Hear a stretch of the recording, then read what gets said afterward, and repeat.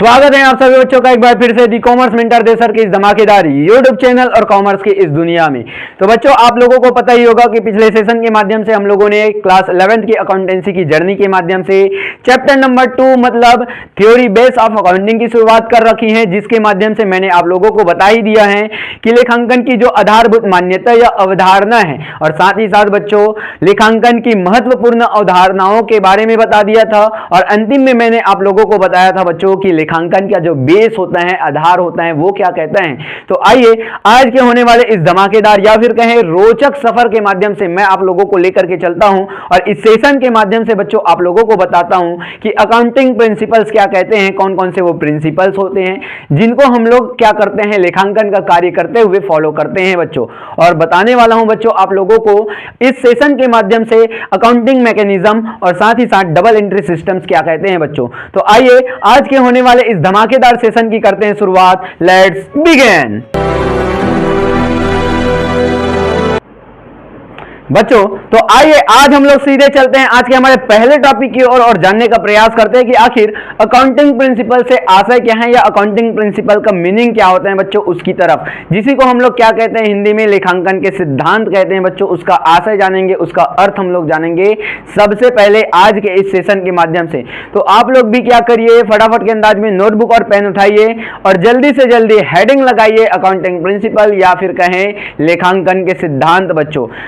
यदि मैं अपने शब्दों में बताऊं आप लोगों को कि लेखांकन सिद्धांत से आशय क्या है, तो लेखांकन सिद्धांत से सीधा सीधा मतलब निकलता है बच्चों कि जिन नियमों और विधियों का प्रयोग हम लोग लेखांकन कार्य को करने के लिए करते हैं, उन्हीं नियम और विधियों को क्या कहा जाता है, लेखांकन सिद्धांत कहा जाता है।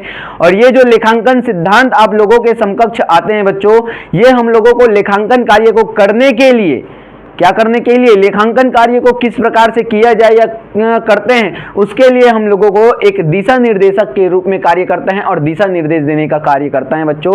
ये जो आप लोगों का लेखांकन सिद्धांत है वो, ठीक है। तो आइए यहाँ हम लोगों को कौन कौन सी चीजें बताई गई हैं जानने का प्रयास करते हैं बच्चों।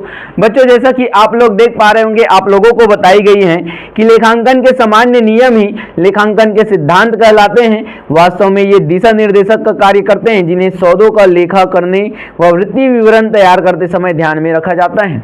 क्या चीजें बताई गई यहाँ पास आप लोगों को, जैसा कि मैंने आप लोगों से कहा कि ये जो लेखांकन के नियम होते हैं और विधि होते हैं, उन्हीं को हम लोग क्या कहते हैं, लेखांकन के सिद्धांत कहते हैं।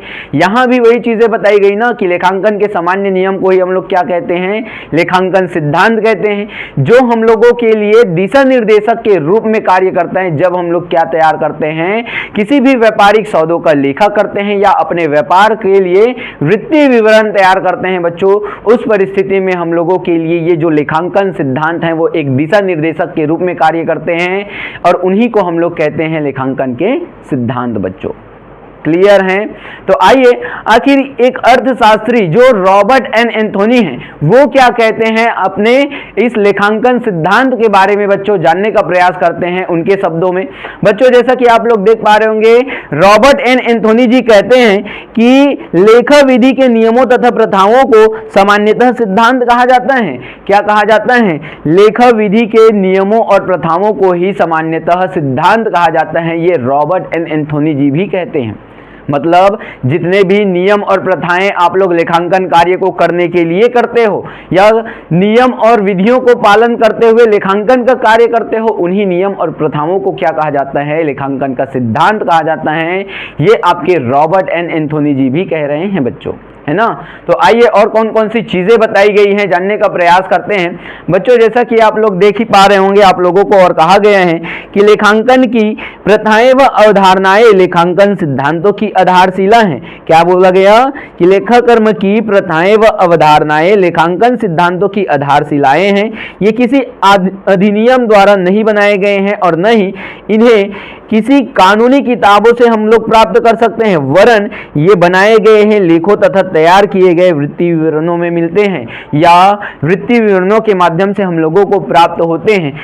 हम लोगों को सीधे सीधे शब्दों में बता दिया गया है कि ये जो आप लोगों का लेखा कर्म होता है या लेखा कर्म की जितनी भी प्रथाएं या अवधारणाएं हैं, उनकी आधारशिला मानी जाती हैं आप लोगों की जो लेखांकन सिद्धांत हैं वो। है ना। और हम लोगों को ये भी चीजें बताई गई कि जितने भी हम लोग लेखांकन सिद्धांत को मानते हैं लेखा का कार्य करने के लिए, वो नियम और सिद्धांत जितने भी हैं बच्चों किसी भी कानूनी किताब में नहीं है, न ही किसी भी अधिनियम में हम लोगों को बताई गई है बच्चों, बल्कि ये हम लोगों को प्राप्त कहां से होता है, तो ये हम लोगों को प्राप्त होता है बच्चों, सीधे से कहूं जो हम अपने व्यापारिक संस्थाओं में व्यापारिक लेन देनों को लेखा करते हैं, वृत्ति विवरण तैयार करते हैं, वहीं से हम लोगों को ये अधिनियम या फिर कहें नियम और प्रथाएं और विधियां हम लोगों को प्राप्त होती हैं बच्चों, जिन्हीं को हम लोग क्या कहते हैं, लेखांकन के सिद्धांत के रूप में जानते हैं बच्चों। तो आइए जानते हैं कि कौन कौन से लेखांकन के हम लोगों को सिद्धांत को देखने को मिलते हैं या किन किन सिद्धांतों के बलबूते हम अपने व्यापारिक संस्थाओं में लेन देन को लेखा करने का कार्य करते हैं बच्चों। जैसा कि आप लोग फिर से हेडिंग लगा लीजिए, यहां पास लिखा हुआ है, क्या लिखा हुआ है सर, लेखांकन के आधारभूत सिद्धांत। तो आप लोग भी हेडिंग लगाइए लेखांकन के आधारभूत सिद्धांत बच्चों। तो आइए पहले पॉइंट में देखते हैं कि हम लोगों को पहले पॉइंट के माध्यम से क्या चीजें बताई गई है। जैसा कि आप लोग देख पा रहे होंगे, पहले पॉइंट के माध्यम से हम लोगों को बताई गई है बच्चों कि भैया लेखांकन के आधारभूत सिद्धांत में पहला जो पॉइंट है वो द्विपक्षीय सिद्धांत है, मतलब जो डबल एस्पेक्ट प्रिंसिपल है। क्या है? डबल एस्पेक्ट प्रिंसिपल, जिसी को हम लोग कहते हैं द्विपक्षीय सिद्धांत। वो क्या कहता है उसके बारे में जानते हैं बच्चों। अगर मैं अपने शब्दों में कहूं तो एक लेन देन के दो पक्ष होते हैं और दोनों पक्षों को अलग अलग खातों में लिखा जाता है, उन्हीं को हम लोग क्या कहते हैं, द्विपक्षीय सिद्धांत कहते हैं। तो आइए यहाँ क्या चीजें बताई गई हम लोगों को देखने का प्रयास करते हैं और जानते हैं कि क्या चीजें हम लोगों को कही गई हैं बच्चों। जैसा कि आप लोगों को बताया गया है बच्चों कि इस सिद्धांत के अनुसार प्रत्येक व्यावसायिक लेन देन के दो पक्ष या दो पहलू होते हैं, अर्थात प्रत्येक लेन देन को दो पक्षों को प्रभावित करता है। क्या बोला गया है आप लोगों को कि जितने भी आपके व्यापारिक लेन देन होंगे उनके दो पक्ष या फिर दो पहलू होंगे और प्रत्येक लेन देन आपके दो पक्षों को प्रभावित भी करता है। मतलब जैसे कि मैं कहूं, आप क्या किए हो बच्चों, आपके गांव में एक किराना स्टोर में गए हो और किराना स्टोर में जाने के बाद आपने क्या किया बच्चा, वहां से बिस्किट का पैकेट खरीदा। क्या खरीदा सर? बिस्किट का पैकेट आपने खरीदा। और बिस्किट के पैकेट जैसे ही आप खरीद रहे हो तो दो पक्षों को यहाँ पर प्रभाव पड़ रहा है बच्चा। देखो कौन कौन से वो पक्ष हैं, तो एक तो क्रेता हो गए जो आप हो, जो क्या कर रहे हो, बिस्किट को खरीद रहे हो। दूसरे विक्रेता हो गए जो बिस्किट को आपको बेच रहे हैं। तो यहाँ पास दो पक्ष को क्या हो रहा है, प्रभाव पड़ रहे हैं। इसीलिए कहा गया कि ये द्विपक्षीय सिद्धांत है आप लोगों का, ये जो लेखा कर्म है वो, है ना, या लेखांकन जो है वो द्विपक्षीय सिद्धांत पर आधारित होता है। ये हम लोगों को बताई गई, जो कि दो पक्षों को प्रभावित करने वाले होते हैं। एक लेन देन से दो पक्ष प्रभावित होंगे या दो पहलू प्रभावित होंगे बच्चों, है ना। और कौन सी चीजें बताई गई सर?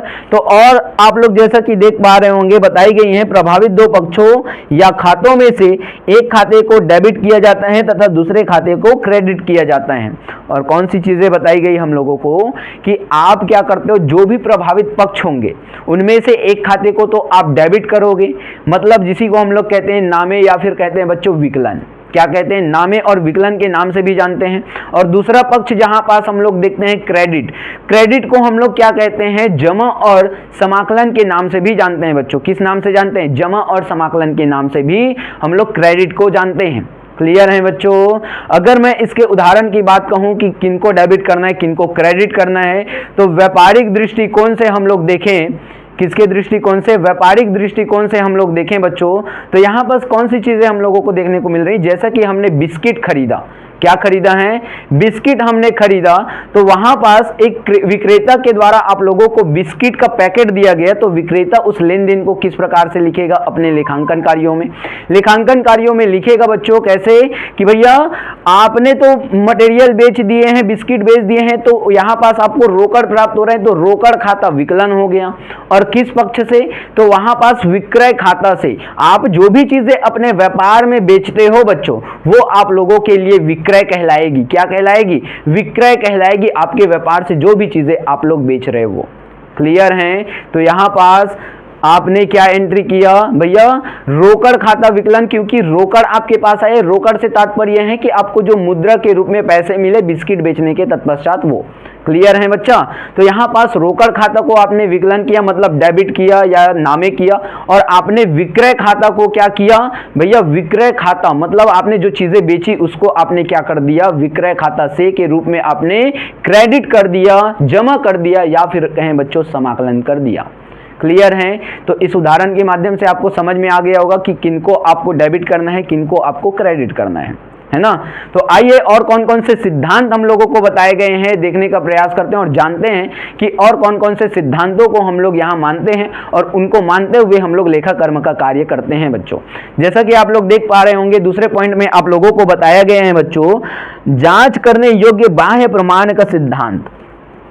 क्या बताया गया है, जांच करने योग्य बाह्य प्रमाण का सिद्धांत। इससे सीधा सीधा तात्पर्य ये निकलता है बच्चों कि दो लोगों के बीच में हुए लेन देन को प्रमाणित करने के लिए, है ना, दो लोगों के बीच में क्या हुए, लेन देन को प्रमाणित करने के लिए कुछ और बाह्य प्रमाण होते हैं या प्रमाणक होते हैं, उसे को हम लोग क्या कहते हैं, बाह्य प्रमाणक कहते हैं या बाह्य प्रमाण कहेंगे बच्चों। यहाँ पास जैसे कि आप लोगों को बताया गया ना कि जांच करने योग्य बाह्य प्रमाण, सीधा सीधा तात्पर्य है आपके प्रमाणक से या कहें हम लोग बीजक से, रसीद से बच्चों, जो आप लोगों के बीच में हुए लेन देन को क्या करता है, प्रमाणित करने का कार्य करता है बच्चों। तो आइए देखते हैं कि आखिर जांच करने योग्य बाह्य प्रमाण का सिद्धांत जो है वो हम लोगों को क्या कहता है। जैसा कि आप लोगों को यहाँ पास बताया गया है, आप लोग देख ही पा रहे होंगे क्या चीजें बताई गई हैं सर, कि इस सिद्धांत के अनुसार हिसाब की बहियों में दर्ज किए गए सभी व्यापारिक लेन देने बाह्य प्रमाणकों द्वारा प्रमाणित होने चाहिए, अर्थात लेन देनों का लेखांकन लिखित प्रमाणकों के आधार पर ही किया जाना चाहिए। जैसे कि मैंने आप लोगों से कहा कि जो भी आप लोग लेन देन करते हो व्यापार में, है ना, अपने व्यापारिक दृष्टिकोण से, उन सभी व्यापारिक दृष्टिकोण से किए गए लेन देनों का आप लोग क्या करते हो, लिखित प्रमाणक इशू करते हो, जो भी विक्रेता होते हैं वो बच्चों।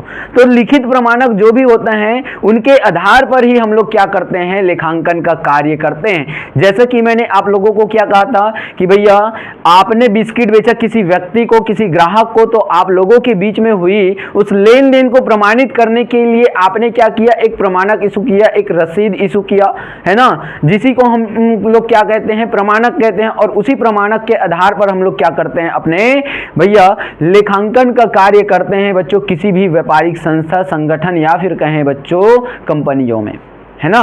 तो आइए और कौन सी चीजें बताई गई, जैसा कि आप लोग यहाँ पास देख पा रहे होंगे और बताई गई हैं बच्चों हम लोगों को कि भैया ये लिखित प्रमाणक होते हैं, जैसे कि कैश मेमो हो गए, बीजक हो गए, प्रमाणक हो गए, पत्र व्यवहार हो गए, अनुबंध पत्र हो गए, प्राप्य विपत्र हो गए, देय विपत्र हो गए और इत्यादि आप लोगों को बताई गई है बच्चों। और साथ ही साथ कहा गया कि लिखित प्रमाणकों के आधार पर ही उनकी सत्यता की जांच संभव हो पाती है। क्या चीजें बताई गई कि ये जो प्रमाणक होते हैं, जैसे कि आप लोगों को कुछ प्रमाणकों के उदाहरण बताए गए, जैसे कि कैश मेमो हो गए, बीजक हो गए, बहुत सारी चीजें आप लोगों को बताई गई। और साथ ही साथ हम लोगों को बताया गया बच्चों कि इन्हीं प्रमाणकों के आधार पर हम लेखांकन कार्यों की सत्यता की क्या करते हैं, जांच करते हैं बच्चों, है ना। और क्या चीजें बताई गई, तो और जैसे कि आप लोग देख पा रहे होंगे और बताई गई हैं आप लोगों को निरपेक्षता। बच्चों निरपेक्षता सिद्धांत यह निर्देशित करता है कि लेखांकन सूचनाएं प्रबंध व लेखापालक के व्यक्तिगत पक्षपात से प्रभावित नहीं होनी चाहिए, अर्थात प्रत्येक लेखा अवधि में एक जैसी लेखांकन विधियों का ही पालन किया जाना आवश्यक है बच्चों। आप लोग क्या करते हो, अलग अलग लेखांकन का प्रयोग नहीं करोगे, एक ही प्रकार के लेखांकन कार्य करने वाले हो, इसका आप लोगों को क्या करना चाहिए, अनुचित ध्यान रखना चाहिए। ये चीजें आप लोगों को बताई गई है निरपेक्षता के अधिकार के बारे में बच्चों, या निरपेक्षता को ध्यान में रखते हुए जिसके माध्यम से आप लोग क्या कर सकते हो, सत्यता की जांच कर सकते हो अपने व्यापार में बनाए गए लेखांकन कार्यों की बच्चों, है ना। तो आइए देखते हैं कि आखिर लेखांकन के आधारभूत सिद्धांतों में और कौन कौन से सिद्धांत हम लोगों को बताए गए हैं बच्चों जैसा कि आप लोग देख पा रहे होंगे और सिद्धांत हम लोगों को बताए गए हैं। ऐतिहासिक लागत सिद्धांत, क्या चीजें बताई गई हैं, ऐतिहासिक लागत सिद्धांत। ऐतिहासिक लागत सिद्धांत का सीधा तात्पर्य होता है बच्चों कि जो वस्तु आपने खरीदी है उसकी लागत से, जो वस्तु आप लोगों ने क्या किए हैं, खरीदी हैं, उस वस्तु के लागत से ही कहा गया कि ऐतिहासिक लागत सिद्धांत आप लोगों को क्या करने होंगे, फॉलो करने होंगे जब भी आप लोग क्या करते हो, लेखांकन का कार्य करते हो। तो आइए यहाँ कौन कौन सी चीजें हम लोगों को बताई गई हैं जानने का प्रयास करते हैं बच्चों। जैसा कि आप लोग देख पा रहे होंगे बताई गई है कि ऐतिहासिक लागत सिद्धांत में यह सिद्धांत इस मान्यता पर आधारित है कि व्यवसाय हेतु क्रय की गई संपत्तियों का लेखांकन आने वाले वर्षों में भी लागत मूल्य के आधार पर किया जाना चाहिए। जितने भी आप क्या करते हो, अपने व्यापार के लिए संपत्तियां क्रय करते हो, परचेज करते हो, उन संपत्तियों की लागत मूल्य को ही क्या किया जाना चाहिए, या फिर कहें उन संपत्तियों की लागत मूल्य के आधार पर ही क्या किया जाना चाहिए, आने वाले वर्षों में उन संपत्तियों की भी भैया उसी आधार पर, उसी लागत मूल्य पर लेखांकन का कार्य किया जाना चाहिए। ये हम लोगों को बताई गई है ऐतिहासिक लागत लेखांकन के माध्यम से बच्चों, है ना। और कौन सी चीजें बताई गई सर, तो और बताई गई बच्चों, जैसा कि आप लोग देख ही पा रहे होंगे क्या कहा गया, किंतु इसका आशय यह नहीं है कि संपत्तियों को सदैव लागत मूल्य पर ही दर्शाया जाए, अपितु ह्रास का आयोजन कर घटे हुए मूल्य पर उसका लेखांकन किया जाना चाहिए। यहाँ पास एक और चीजें बताई गई कि इसका मतलब सीधा सीधा ये नहीं है कि आप उन्हीं लागत मूल्य पर आप क्या करो, हमेशा उसको क्या करते रहो, लेखांकन कार्य में दर्शाते रहो। आप लोगों को क्या करने होंगे, उसके घटे हुए मूल्य पर, मतलब जब आप संपत्तियों का उपयोग करते हो तो उसके ह्रास से क्या होता है, उसका मूल्य जो है वो घट जाता है। तो घटे हुए मूल्य पर ही आप लोगों को क्या करने होंगे, आप लोगों को लेखांकन का कार्य में दर्शाना होगा घटे हुए मूल्य को। क्लियर है बच्चों। और कौन सी चीजें बताई गई सर, तो और जैसा कि आप लोग देख पा रहे होंगे आप लोगों को बताई गई हैं बच्चों, इसी तरह भूतकाल में खरीदी गई संपत्तियों के मूल्य में वृद्धि या कमी होने पर उनका लेखांकन बढ़े हुए मूल्य या फिर कम मूल्य पर नहीं किया जाता, किंतु स्टॉक और विनियोग जैसी संपत्तियों का लेखा परिवर्तित मूल्य पर किया जाता है। क्या किया गया, आप लोग यदि भूतकाल में कोई भी वस्तु खरीदते हो, कोई वस्तु के बारे में कही गई, तो उसका मूल्य घटे या बढ़े आप लोगों को कोई फर्क नहीं पड़ेगा, आप उसके लागत मूल्य पर ही आप उसको लिखोगे। लेकिन आप लोगों के लिए यहाँ पर बताई गई आप लोगों के व्यापार की जो भी क्या कहते हैं स्टॉक्स होंगे या विनियोग होंगे, उनको आप लोग क्या करोगे, परिवर्तित मूल्य पर ही दर्शाना पड़ेगा जब आप लोग लेखांकन का कार्य करते हो तब बच्चों, है ना। जब आप क्या करते हो, लेखांकन का कार्य करते हो, तो आप लोगों को यहाँ पास बताया गया स्टॉक और विनियोग, उनको आप लोगों को घटे हुए मूल्य पर ही या परिवर्तित हुए मूल्य पर ही आप लोगों को दर्शाना होगा जब आप लेखांकन का कार्य करते हो उस समय बच्चों। क्लियर है। किसी को डाउट होगा आप बेझिझक होकर के पूछिए, हम आपके सवालों का जवाब देंगे बच्चों। जो भी डाउट हैं आप बेझिझक होकर के पूछिए। ऑनलाइन वाले बच्चों से भी निवेदन, आप कमेंट के माध्यम से हमको पूछिए, हम आपके सभी सवालों का जवाब देने के लिए तत्पर रहेंगे बच्चों। क्लियर हैं। तो आइए कौन सी और सिद्धांतें हम लोगों को बताई गई हैं लेखांकन के आधारभूत सिद्धांतों में जानने का प्रयास करते हैं। जैसा कि आप लोग देख पा रहे होंगे हम लोगों को 4th पॉइंट में बताई गई है बच्चों आगम निर्धारण का सिद्धांत। क्या बताई गई है, आगम निर्धारण का सिद्धांत। आगम निर्धारण के सिद्धांत से सीधा सीधा मतलब ये निकलता है बच्चों कि आप क्या करते हो, आप बच्चों भैया लाभ प्राप्त करने के उद्देश्य से कुछ वस्तुओं का निर्माण करते हो और उन वस्तुओं में अपना पैसा खर्च करते हो, व्यय करते हो, तो उससे आपको कितना भैया आय हो रहे हैं, कितना आपके पास रुपए प्राप्त हो रहे हैं, उन्हीं को हम लोग क्या कहेंगे, आगम कहेंगे। जैसा कि यहाँ पास आप लोगों को मैं बताने वाला हूं बच्चों। तो आइए देखते हैं कि आखिर आगम निर्धारण का जो सिद्धांत है, किस प्रकार से हम लोग आगम का निर्धारण करना चाहिए, उसके बारे में जानने का प्रयास करते हैं। जैसा कि आप लोगों को यहाँ पास बताया गया, क्या चीजें बताई गई सर, कि भैया व्यावसायिक क्रियाओं के कारण जिन मदों से स्वामी की पूंजी में वृद्धि होती है उन्हें आगम कहा जाता है। आगम निर्धारण सिद्धांत किसी व्यवसाय के आगम के समय को निर्धारित करने में दिशा निर्देश प्रदान करता है बच्चों। क्या चीजें बताई गई कि जो आगम निर्धारण का सिद्धांत होता है वो व्यवसाय के स्वामी की पूंजी में क्या करता है, वृद्धि करता है, तो उसी को हम लोग क्या कहते हैं, आगम कहते हैं। ये चीजें हम लोगों को बताई गई है ना। और साथ ही साथ हम लोगों को क्या चीजें बताई गई कि ये जो आगम निर्धारण का जो सिद्धांत आप लोगों को बताया गया है वो हम लोगों के लिए एक दिशा निर्देशक के रूप में काम करता है कि कितना प्रॉफिट आप लोगों को एक स्वामी के रूप में हो रहा है व्यवसाय से बच्चों, है ना। और कौन कौन से सिद्धांत हैं सर, तो और आइए देखते हैं, जानने का प्रयास करते हैं और कौन कौन से सिद्धांत आप लोगों को बताए गए हैं बच्चों। जैसा कि आप लोग देख पा रहे होंगे आप लोगों को बताया गया है मिलान का सिद्धांत। क्या बताया गया है? मिलान का सिद्धांत मतलब मैचिंग करना है आप लोगों को। क्या करना है? मैचिंग करना है। किसका मैचिंग करना है? आगम और व्यवों का।